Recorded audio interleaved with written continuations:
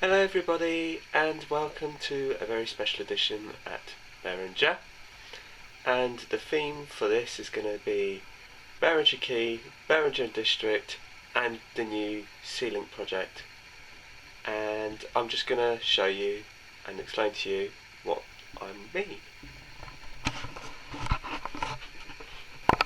So here we are at the main station at Berringer.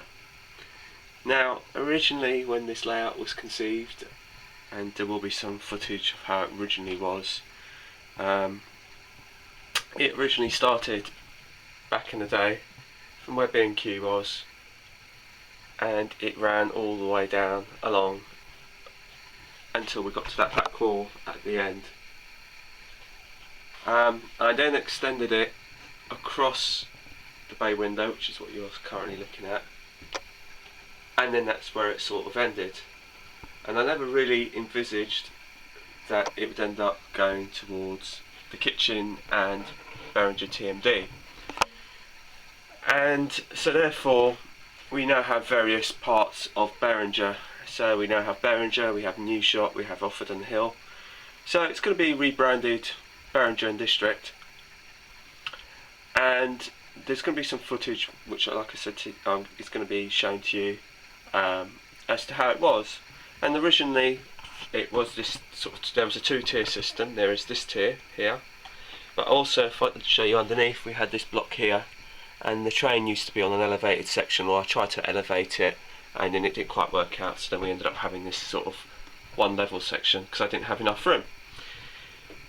But the thing being, as many of you may know, is we have this section, and it hasn't been used in an awfully long time, which is why it's a nice shot actually looking at it from the viewfinder, and that's because we used to have the turbo banjo.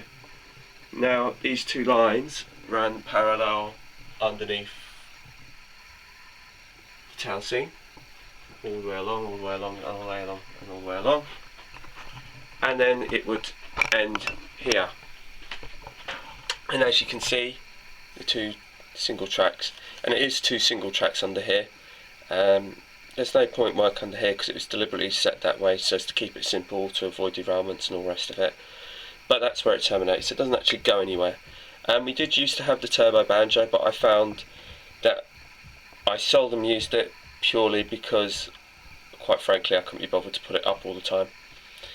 So what I've decided to do is to continue with my building work, and the new Sealink project is going to be created from this point onwards, and that will basically we're going to have it.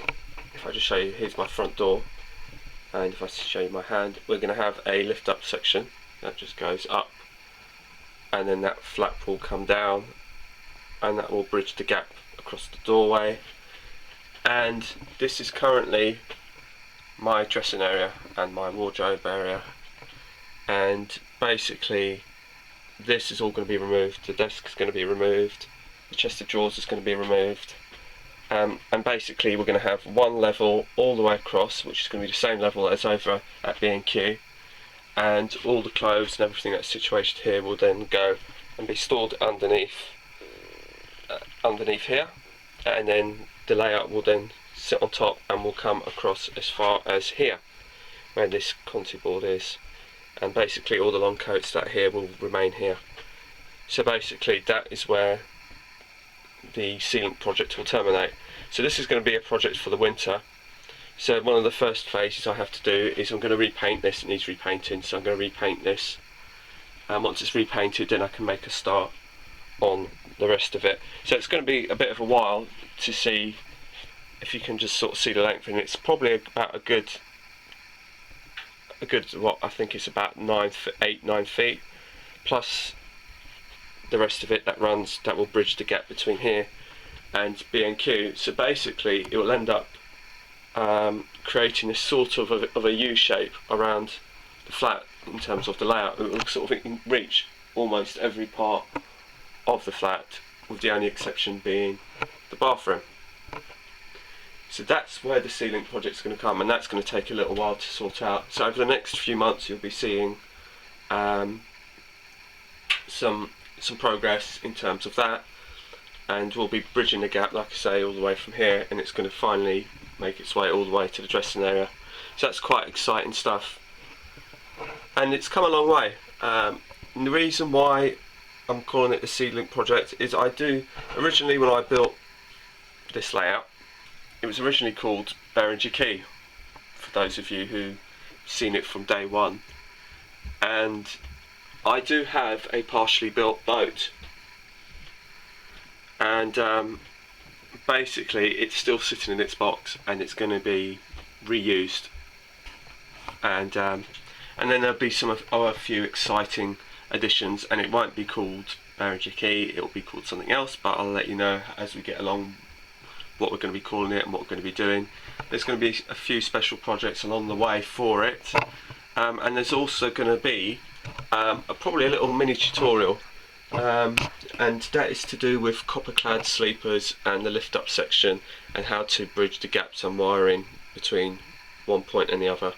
Now this point here will probably just be hardwired for the tracks, but at this point where it lifts, we're going to be using the copper clad sleeper system, which works very effectively, which I've learnt through my model railway group, and that will be on that side here when that comes down. So thanks for watching, feel free to comment and subscribe, and I'm going to be leaving you with some shots of the original Berringer and how it looked when we first started out all that time ago. So thanks for watching and taking the time to view it, and subscribe, please feel free to do that too. And thank you to all my subscribers who continue to watch my videos.